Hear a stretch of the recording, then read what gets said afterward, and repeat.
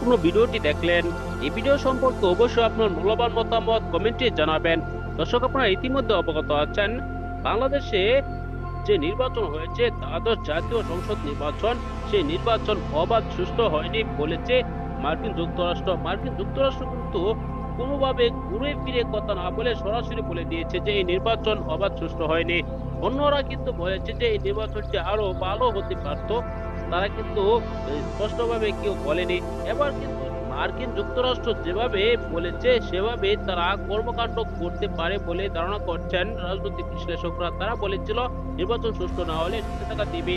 এখন বাংলাদেশে সফরে এসেছেন ডোনাল্ড ট্রাম্প। বাংলাদেশে সফরে এসে তিনি কি বার্তা নিয়ে এসেছেন এখন পর্যন্ত জানা যায়নি। দর্শক, পরবর্তীতে তিনি মুখ খুললে অবশ্যই জানা যাবে। দর্শক, পরবর্তী এরকম ভিডিওগুলো পেতে হলে এই চ্যানেলটিকে অবশ্যই সাবস্ক্রাইব করে পাশে থাকা বেল বাটনটি অন করে দিবেন। ভিডিওতে একটি লাইক দিয়ে শেয়ার করে অন্যদেরকে দেখা শুরু করে দিবেন। এই মুহূর্তে বিদায় নিচ্ছি, দেখা হবে পরবর্তী কোনো ভিডিওতে। ভালো থাকুন, সুস্থ থাকুন। আসসালামু আলাইকুম রহমতুল্লাহ।